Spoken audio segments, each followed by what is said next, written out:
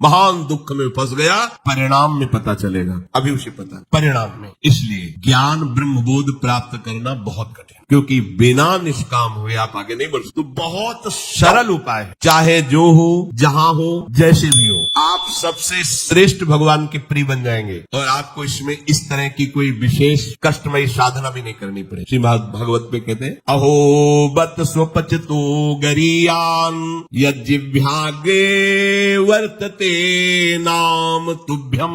ध्यान दीजिए, ते पुस्तपस्ते जुहुः शश्नुरार्या ब्रह्मानुचूर्णाम गृणन्ति ये ते। जिसके जिह्वा में राधा राधा राधा, श्री हरि राधा, राधा कृष्ण, राधा वल्लभ, राधे श्याम, या जो राम कृष्ण हरि शिव नाम जो तुम्हारे गुरुजी ने दिया हो, या जो तुम्हें प्रिय लगे, मन से नहीं कह रहे, यज्जिह्वाग्रे वर्तते नाम तुभ्यम, जिसकी जीव के अग्रभाग में ऐसा स्वभाव बन गया है, चल रहा है, नाम जप करे। बोले अहो बत स्वपच तो गरीयान, यद्यपि वो स्वपच है फिर भी गरीयान वो सबसे श्रेष्ठ है। हरिराम व्यास जी ने कहा कि वेदास जी की चरण धूल के सामने करोड़ों ब्राह्मण नहीं, क्योंकि उनकी जिह्वा पे निरंतर हरि का नाम दिया। इसीलिए यहाँ ब्रजवासी सब ब्रह्मा से भी परम पवित्र और श्रेष्ठ माने गए। व्यास मिठाई विप्र की तामे लगे आग, वृंदावन की स्वपच की जूठन खाइए मांग। ये बड़े मस्त है ब्रजवासी। प्रातः काल एक बार मंगला करके श्री जी की जा रहे थे, तो एक माई खेलिया में कूड़ा करकट मस्ती बिहारी जी के पद गा रहे, जपे जा राधा राधा नाम, बसे जा श्री वृंदावन धाम, मिलेंगे कुंज बिहारी ओढ़ के कांवर। खेलिया कूड़ा के लिए रोका और कुछ बेट चरणों प्रणाम। ये है हमारे वृंदावन है, जिनकी जिह्वा में बिहारी बिहारी जी का जस बसा हुआ है।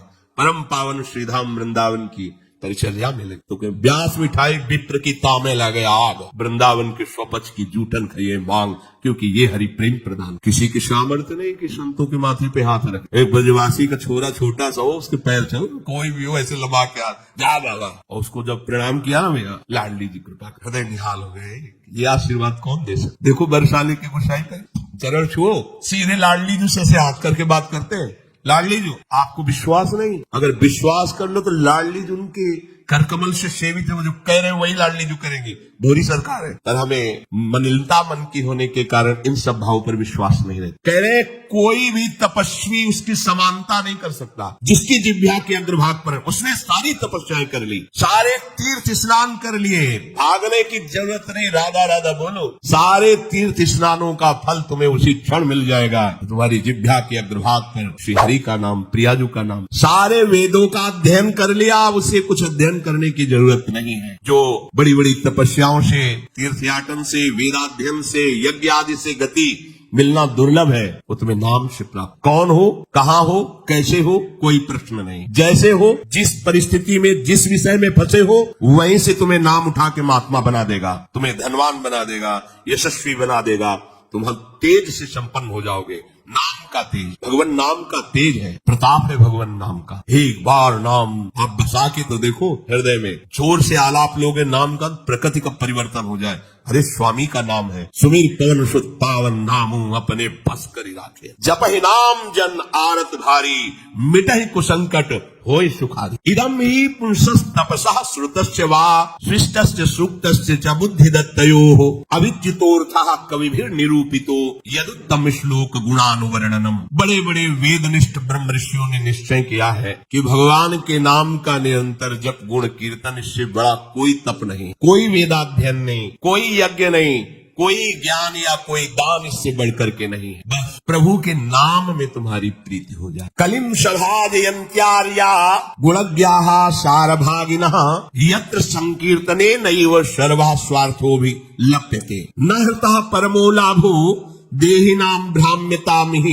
यतो विन्देत परमाम शांतिम नश्यति संस्कृति। ये कलिकाल किसी को बख्शेगा नहीं, अगर नाम जप नहीं तो बुद्धि को भ्रष्ट कर देगा। इसका प्रभाव है कपट, चतुरता, बेईमानी और पापाचरण में रति, इसका प्रभाव है। कली इन दोषों से संपन्न है, हर एक इसका महान गुण है। जिसकी जिह्वा पे प्रभु का नाम होगा, इसके कोई भी दोष उसका स्पर्श नहीं कर सकते। और कल स्वयं भयभीत हो जाता है। जिसकी जिह्वा पे नाम है, इसकी एक बड़ी प्रशंसा है। 10,000 वर्ष तपस्या करने पर जो फल मिलता है 24 घंटे निरंतर नाम जप करने से मिल जाएगा। कलयुग की ये विशेष महिमा है। हम लोगों को भगवत प्राप्ति बड़ी सहज है। दाहिने पैर के अंगूठे के बल हाथ उठा के ऊपर, बोले कितने हो? 10,000। 10 सेकंड नहीं खड़े हो सकते। नहीं, दाहिने पैर के अंगूठे के बल हाथ उठा के 10 सेकंड नहीं खड़े हो सकते। और वो अवश्य भगवान की प्राप्ति की बात नहीं कही गई है। वो अलग अलग कामनाओं की अलग अलग 24 घंटे नाम कीर्तन करने से वो फल प्राप्त हो जो उनको 10,000 वर्ष ऐसे करने से। कलयुग का बड़ा प्रताप। जो तुम स्वार्थ की पूर्ति चाहते हो या परमार्थ की पूर्ति चाहते हो या तुम रोग का नाश चाहते हो, तो एकमात्र उपाय है भगवान के नाम का निरंतर। निरंतर शब्द में बड़ी कठिनता है। महात्मा जन इसी का प्रयास करते। अव्यावृत भजना ये सिद्ध अवस्था है। निरंतर भजन आपसे निरंतर ना हो तो थोड़ी थोड़ी देर में स्मरण करने का अभ्यास बना लीजिए। एक बार सत्संग में अगर 5 मिनट में एक बार राधा बोल दो, हर 5 मिनट में एक बार राधा बोलना है। राधा 5 मिनट फुर्सत करो, चिंतन या कार्य जो करें, पर 6वां मिनट न लगने पावे फिर राधा। एक दिन आप देखना निरंतर नाम चलने लगे। इससे विषयों के प्रति जो आसक्ति है वो एक बार तो बढ़ेगी। होम्योपैथिक दवा जैसे रोग एक बार उभरेगा, आपको लगे वो बढ़ती नहीं है, अंदर छुपी हुई निकलती। ध्यान से सुनोगे तो प्रश्न खत्म हो जाएंगे। अपने लोगों के प्रश्न रहते हैं, जब भजन में बैठते हैं तो बड़ा मन चंचल होता है, बड़ी गंदी बातें आती है, ये वो। हम भी कह रहे हैं जब आप नाम जपना शुरू करोगे तो पहले आपको जलन होगी, आपके अंदर ये विकार दिखाई देंगे, पर ये आते नहीं है, ये जाते हैं। धीरे धीरे इनका शमन हो जाए। और जब कभी आपको ऐसा लगे कि अब नाम जपने में हमारा एकाग्र मन नहीं हो रहा, तो बहुत सुंदर उपाय है, ताली बजाकर नाम कीर्तन। अपने को विजय प्राप्त करना है मन पर, और विषय भोगाभ्यास। और ये ऐसा नहीं कि ये नाचना गाना ये सब, ऐसा नहीं, इससे भगवान की प्राप्ति हो जाए। जितने बड़े बड़े महान भक्त हुए सब नृत्य करते थे। मीरा जी रात रात भर नृत्य करती गिरधर के साथ। नरसिंह मेहता की करताल, 4 भक्त साथ है करताल लेकर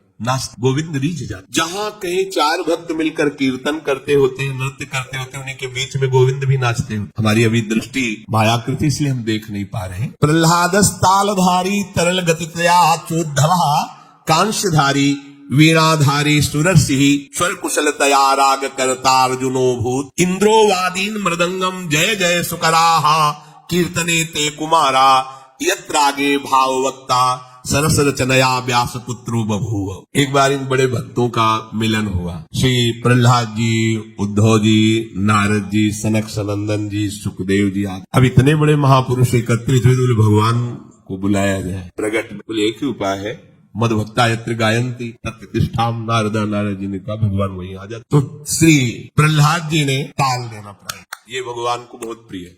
अगर आपको कोई संगीत नहीं आता तो भगवान का प्रिय संगीत है ये। राधा राधा राधा राधा राधा। ना किसी की जरूरत है और ना किसी के सहयोग की। ले भाई ढोलक हारमोनिया अगर नहीं बजा लेते, कोई राग ले, हम कह रहे कोई राग ले, राधा राधा राधा राधा ताल की, ये हमारा ताल बज रहा है। ये बहुत बहुत ही काम की बात है। आप मान लीजिए आपको मन लगाने के लिए बहुत बढ़िया उपाय और भगवत प्रसन्नता का बहुत बढ़िया उपाय है। जहां आपका मन न लगे शुरू आप देखना मन लग जाएगा। उद्धव जी ने मंजीरा उठाया। अब मंजीरा सब कोई न बजा पाए तो ऐसे ही उसको राधा राधा राधा जय जय राधा वल्लभ श्री हरिवंश राधा वल्लभ से वो आ जाएगा बजाना। हम ये देख रहे हैं कि प्रभु समस्त कलाओं से युक्त है और आप उनका गुणगान करो तो सीख जाएंगे। इतनी बड़ी बच्ची है, स्कूल ही नहीं गई, पूरी चतुरासी जी कंठस्थ सुधा निधि। आश्चर्य है, सुधा निधि के श्लोक बोलने में व्याकरण पढ़े हुए भी लड़खड़ा जाएंगे। ककहरा नहीं पढ़े, गई नहीं स्कूल। ये सर्वाश्चर्य में सकल विद्या विदित रहस्य श्री हरिवंश हित। हमारी स्वामिनी सकल विद्या विदित है, आश्रय निर्मल हृदय ने लिया, वाणी प्रकाश श्री चतुरासी जी कंठ। हम तो आश्चर्य, पर सर्वाश्चर्य में स्वामिनी जी इसलिए क्या नहीं आपको ज्ञान हो जाएगा, आपको क्या पता नहीं चल जाएगा। जब प्रभु को पता चल गया तो सब उन्हीं में समाये हुए हैं, सब ज्ञान आ जाएंगे। श्री उद्धव जी ने मंजीरा उठाया और नारद जी का प्रसिद्ध वाद्य यंत्र तो वीणा जी है ही, और अर्जुन जी राग आलापने लगे। इंद्र ने मृदंग बजाना शुरू किया। सनक सनंदन बीच बीच में जय हो, ये कोई हंसी मजाक नहीं जैसे कीर्तन में आप लोग बोलते हैं जय हो जय हो जय हो, आप बोलते ना, ये साधारण बात नहीं है। भगवान बहुत प्रसन्न होते इससे। बोले ये सनक सनंदन सनातन सनत कुमार बीच में नाम कीर्तन में जय ध्वनि बोलने लगे, जय हो, और सुखदेव जी भावभंगियां प्रकट करने लगे। जीव ही एक कीर्तन और नृत्य हुआ तो बीच में देखा प्रभु प्रकाश। तासा मावीर भूत छोरी स्मयमान मुखान पीताम्बर धरा सर्वी साक्षान मत और वो भी कोई खड़े नहीं हुए, वो भी तो नटवर नागर है, सकल कलाओं में प्रवीण। तो प्रभु नृत्य कर रहे हैं, भक्त जन आसपास मृदंग में। कैसा आनंद! ये जो आनंद आपको आता है, तो आनंद कौन है जानते हो? श्री कृष्ण। सच्चिदानंद रूपाय, उनका रूप क्या है? आनंद। आपके हृदय में उमगल, सबके हृदय में भगवान आ रहे हैं। प्रभु ने हमारा अनुभव नहीं हो रहा, मलिन यंत्र है, यही करते रहो। थोड़ा आनंद आया ना, अब पूरा आनंद आ जाएगा। और जिस दिन पूरा आनंद आया, उस दिन से फिर तुम्हें कोई घसीट नहीं पाएगा। माया का जो आकर्षण है। भगवत आदि पुरुषस्य नारायणस्य नामोच्चारण मात्रे निर्धूत कलिर्भवति। जो प्रभु श्री हरि का नाम उच्चारण मात्र करता रहता है, कोई भी कलयुग का दोष उसके अंदर। कलयुग बड़ा सूक्ष्म विषय है। देखो, गर्भ में ही जिनको भगवान का साक्षात्कार हो गया था, वो परीक्षित महाराज। देखा कि एक जो शूद्रवत आचरण करने वाला पैर से मार रहा है, दंडों से मार रहा है, बीच बीच में लात। ये ध्यान रखो, किसी को भी पैर से, क्षम्य श्री भगवान है, कभी ऐसा दंड विधान किसी के लिए हो जैसा, पर ऐसे सहज में किसी को अपने पैर न लगे। अपने लोगों का परमार्थ है ना, कोई अगर लेटा हुआ है तो उसे नांगने की जरूरत नहीं, घूम के भले चले जाओ, उससे प्रार्थना करो कि आप पैर हट। ये ऐसे किसी को नांगना, किसी के पैर मारना, ये सब गंदे आचरणों में आता है। भक्तों के द्वारा ऐसा नहीं होता। हमें तो आश्चर्य हुआ, पूज्य श्री चंद्रशेखर बाबा के एक जो अंग सेवी थे, उन्होंने बताया कि बाबा का श्री चरण एक बार हमारी पादुका को छू गए, तो बाबा पादुका को ऐसे। हम कहा, अरे बाबा हम मर गए, ये क्या हमारी पादुका? बोले, तुम थोड़ी हो, तुम तो हरि के शरणागत वैष्णव हो गए। अब वैष्णव की पादुका पूज्य होती है, उसमें पैर कैसे? बाबा के उसी से है, और बाबा उनकी पादुका को, ये है भाव, वैष्णव भाव, ये भगवत भाव। हम गुरु हैं, चेले का तो ऐसा नहीं पूज्य हो गया, वो भगवान का दास हो गया। हम तो पोस्टमैन हैं, हमें जो मिला वो इधर दे दिया, लेकिन वो वही है, उसको उसी भाव से देखे कि भगवान का निज जन, भगवान का भक्त है। लात से मार रहा था, डंडों से मार रहा था। रुक जा, हमारे राज्य में कोई हमारे ऐसे धर्मयुक्त पशुओं को दंड दे और मेरा भय न हो, ऐसा कौन पैदा हो गया? नजदीक गए तो जब देखा कलयुग ने कि ये तो प्रचंड काल रूप है, भगवत भक्ति से संपन्न था, तुरंत उसने आग उतारी चरणों, महाराज रक्षा कीजिए, और मुझे भगवान ने ही सेवा दी, अब मेरा समय आ गया, अब मैं राज्य करूंगा। तेरा कलयुग, जी हाँ। देखो, उसका परिचय कहां से हुआ?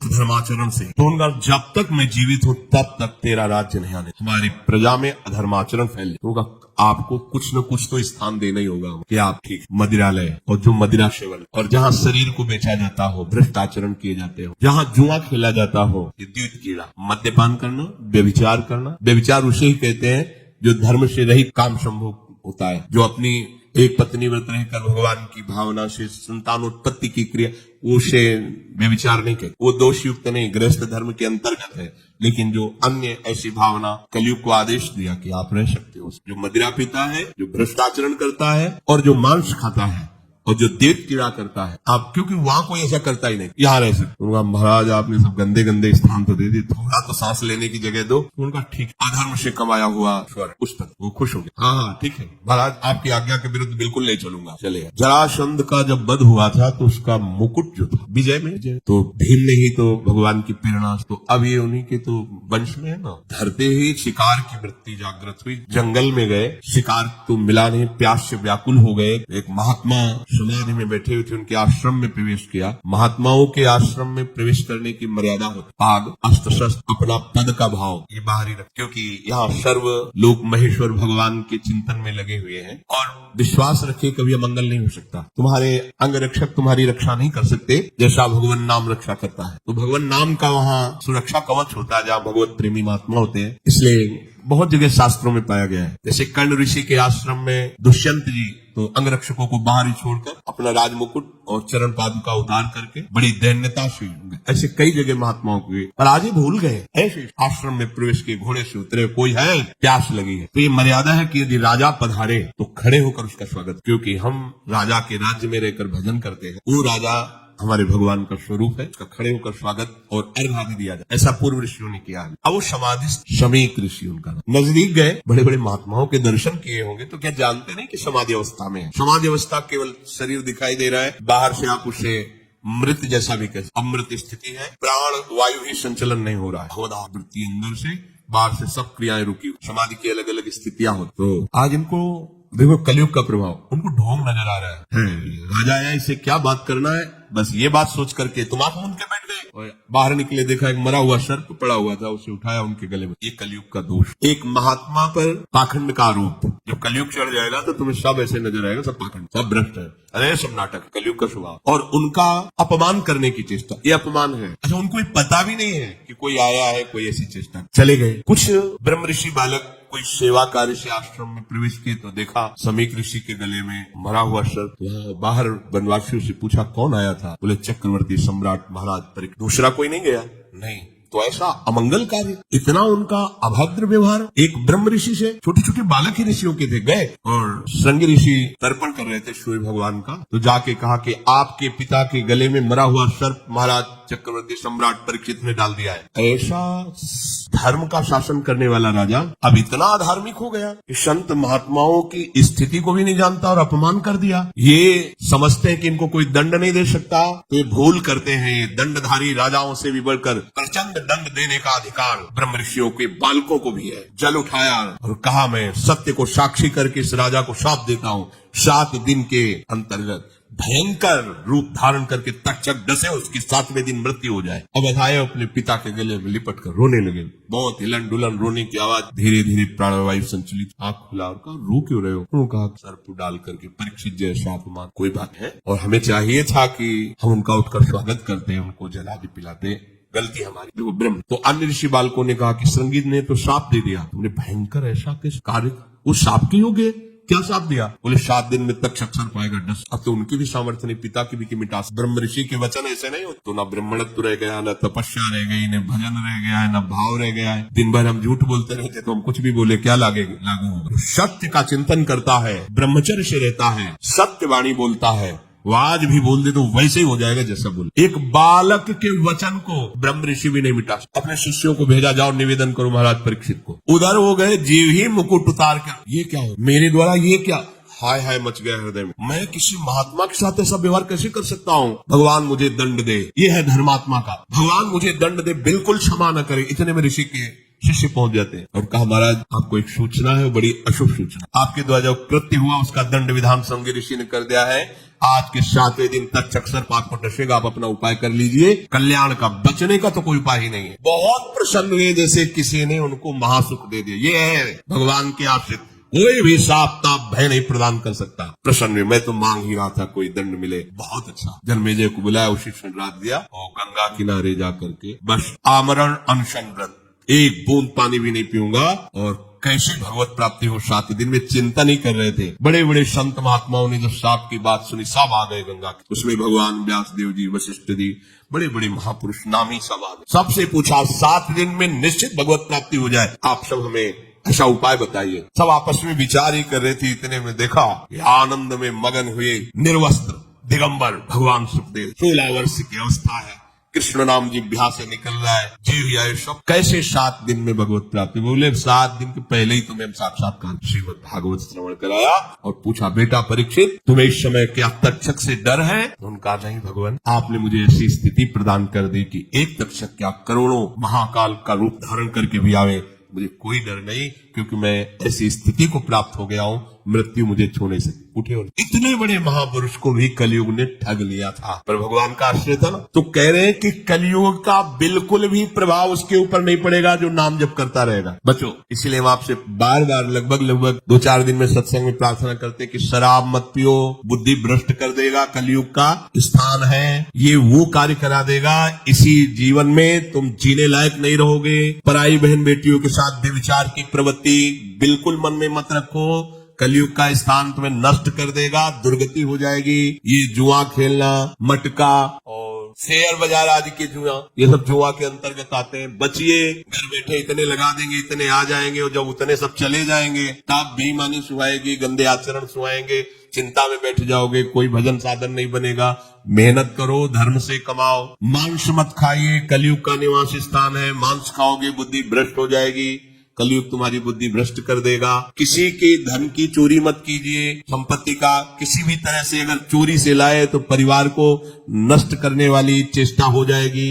अपने हाथ से अपने परिवार को नष्ट कर दोगे। देख लेना, ऐसी बुद्धि भ्रष्ट होगी कि जो तुम्हारे परिवार को ही तुम्हारे आचरण दुखदायी बन जाएंगे, जिनके सुख के लिए तुमने चोरी की थी। ये कलयुग के स्थान है। अगर कलयुग के प्रभाव से बचना है, निर्धूत कलिर्भवति, बोले भगवद आदि पुरुषस्य नारायणस्य नामोच्चारण मात्रेण। नाम बहुत बढ़िया अंग रक्षक है। कोई भी आपको दोष युक्त नहीं कर पाएगा यदि नाम चल रहा है। तो अगर हमारे दोष जमा है, देखो हम बार बार प्रश्न करते हैं, हमें सुख मिले, हमारी विपत्ति कैसे हटे, हम चाहते हैं कि ये काम बन जाए, वो काम क्यों नहीं बन रहा? क्योंकि तुम्हारे पाप जमा है। खुली बात, पाप ये दान पुण्य से नष्ट नहीं होंगे। दान पुण्य एक क्रिया है, शुभ क्रिया है, पुण्य क्रिया वो अलग जमा होगी। हमको एक ऐसी बात चाहिए जिससे पुण्य भी हो और पीछे के पाप नष्ट हो जाए। तो कह रहे वज्रम पाप मही भृताम भवद्रोदेकस्य सिद्धौषधम। पाप चाहे तुम्हारे पर्वत के समान हो, उनको विनाश करके तुम्हारे पुण्यों को बढ़ा देगा। पुण्यों को बढ़ा देगा पहाड़ जैसे, और पाप को मिटाकर धूल कर देगा।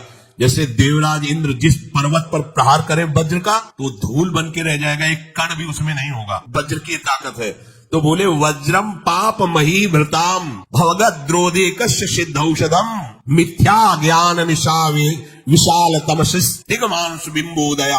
तुम्हारे पाप पर्वत को चूर चूर करने के लिए वज्र के समान है कृष्ण नाम। तुम्हारे पुण्यों को बढ़ाकर पहाड़ जैसा कर देगा और पाप को बिल्कुल धूल के समान उड़ा देगा। पहाड़ के समान पाप जमा हो, क्या करो? बस कृष्ण कृष्ण, राधा राधा बोलो। इस भवरोग की रामबाण औषधि क्या? बोले सिद्ध औषधम, कृष्ण कृष्ण बोलो। अपने गुरु प्रदत्त नाम को निरंतर जपो। अगर आपको यह वीडियो अच्छी लगी है तो वीडियो को लाइक करें, कमेंट करें और चैनल को सब्सक्राइब जरूर करें।